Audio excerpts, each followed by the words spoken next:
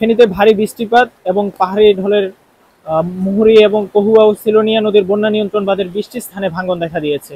এতে অন্তত 30টিরও বেশি গ্রাম প্লাবিত হয়েছে, পানিবন্দী হয়ে পড়েছেন হাজারো বাসিন্দা।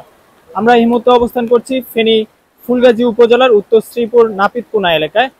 আপনাদের দেখানোর চেষ্টা করব আজকের এখানের যে বন্যার সর্বশেষ পরিস্থিতি। দর্শক, আমরা এখানে এসে স্থানীয়দের সঙ্গে কথা বলে যেমনটি জেনেছি, এখানে গতকাল সন্ধ্যা নাগাদ এখানে যেই মুহুরী নদীর বন্যা নিয়ন্ত্রণ বাঁধ রয়েছে, সেই বন্যা নিয়ন্ত্রণ বাঁধে ভাঙ্গনের দেখা দেয়। পরবর্তীতে যে ধীরে ধীরে ভাঙ্গনের আকার বড় হতে থাকে, যে নিচু এলাকাগুলো প্লাবিত হতে থাকে। আমরা এই মুহূর্তে দেখতে পাচ্ছি তীব্র স্রোতে মুহুরী নদীর পানি যে লোকালয়ে প্রবেশ করছে, নিচু এলাকাগুলো সময় বাড়ার সঙ্গে সঙ্গে নিচু এলাকাগুলো প্লাবিত হচ্ছে। এছাড়াও আপনাদের জানিয়ে রাখতে চাই, আমরা কিছুক্ষণ আগেই ফেনী আবহাওয়া অফিসের সঙ্গে কথা বলেছিলাম। তারা যেমনটি জানিয়েছেন, আজ বিকেল 3টা পর্যন্ত গত 24 ঘন্টায় ফেনীতে 141 মিলিমিটার বৃষ্টিপাত রেকর্ড করা হয়েছে। এর আগে আমরা গতকাল যেমনটি জেনেছিলাম, গতকালকে ফেনীতে 24 ঘন্টায় 440 মিলিমিটার বৃষ্টিপাত রেকর্ড করা হয়েছিল, যা গতকালকে দেশের সর্বোচ্চ বৃষ্টিপাত ছিল। আপনাদের জানিয়ে রাখতে চাই, আমরা কথা বলেছিলাম ফেনী পানি উন্নয়ন বোর্ডের কর্তৃপক্ষের সঙ্গে। তারা যেমনটি জানিয়েছেন, এখন পর্যন্ত ফেনীর যে 3টি নদী আছে, মুহুরী, কহুয়া এবং সিলোনিয়া নদীর বন্যা নিয়ন্ত্রণ বাঁধের 20টি স্থানে ভেঙেছে, যার মধ্যে আমরা যে তারা বলছেন ভাঙ্গন কবলিত এলাকায় পানি নেমে যাওয়ার পরে মূলত এই বাঁধগুলোর যে মেরামত কাজ শুরু হবে। এখানকার স্থানীয়দের যে অভিযোগ, তারা যেমনটি অভিযোগ করছেন, প্রতি বছরই যে নদীর নাব্যতা সংকটের কারণে নদীর যে এবং নদীতে যে আগাছার কারণে মূলত পানি প্রবাহ স্বাভাবিক না থাকার কারণে বারবার যে বন্যা নিয়ন্ত্রণ বাঁধের একই স্থানে বারবার ভাঙ্গন দেখা দিচ্ছে। এছাড়াও এখানকার স্থানীয়রা যেমনটি অভিযোগ করছেন, যে পানি উন্নয়ন বোর্ডের দায়সারা কাজের কারণে মূলত প্রতি বছর একই স্থানগুলোতে বারবার ভাঙ্গনের সৃষ্টি হয়। আমরা এখানকার যে স্থানীয় বাসিন্দাদের সঙ্গে কথা বলেছিলাম।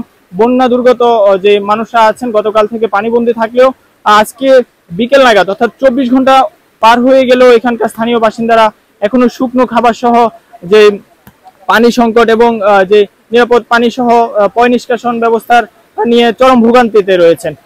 এছাড়াও এখানকার যে আমরা স্থানীয় প্রশাসনের সঙ্গে কথা বলেছিলাম, তারা যেমনটি জানিয়েছেন, 2 উপজেলার জন্য 131টি আশ্রয়ণ কেন্দ্র প্রস্তুত করা হয়েছে। পাশাপাশি যে 6.5 লাখ টাকা শুকনো খাবার এবং রান্না করা খাবারের জন্য বরাদ্দ দেওয়া হয়েছিল। কিন্তু পানিবন্দী যে বন্যা দুর্গত মানুষরা রয়েছেন, তাদের খাবার এবং যে নিরাপদ পানির সংকটে তারা বিপাকে পড়েছেন। এছাড়াও আমরা কথা বলেছিলাম এখানকার যে জেলা প্রশাসন রয়েছে, জেলা প্রশাসনের সঙ্গে কথা বলেছিলাম। তারা যেমনটি বলছেন, মূলত যে মুহুরী এবং কহুয়া সিলোনিয়া নদীর বন্যা নিয়ন্ত্রণ বাঁধ নিয়ে যে একটি মন্ত্রণালয়ে একটি প্রস্তাবিত একটি প্রকল্প রয়েছে, সেই প্রস্তাবিত প্রকল্প বাস্তবায়ন হলে মূলত এই ধরনের সমস্যা সংকট মোকাবেলা সম্ভব। আমরা কথা বলেছিলাম স্থানীয়দের, তারা যেমনটি দাবি করছেন যে গেল বছরের স্মরণকালের ভয়াবহ বন্যার ক্ষতি কাটিয়ে ওঠার আগেই আবারও একইভাবে যে ঘুরে দাঁড়ানোর আগে আবারও একইভাবে ক্ষতির সম্মুখীন হয়েছেন। এর ফলে মূলত যে তারা চরম বিপাকে পড়েছেন। যে বছর না ঘুরতেই মূলত একই ধরনের বন্যার সম্মুখীন হয়ে যে সহায় সম্বল হারাচ্ছেন।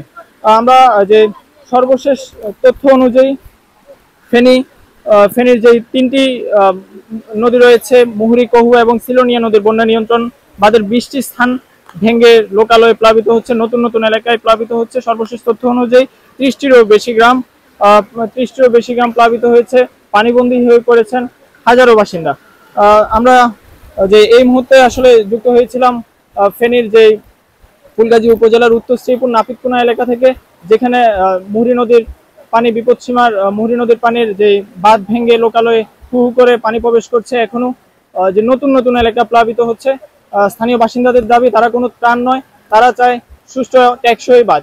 এই ছিল ফেনী থেকে বন্যা যে বাঁধ ভেঙে লোকালয়ে প্লাবিত হওয়া এবং বন্যার পরিস্থিতির সর্বশেষ তথ্য।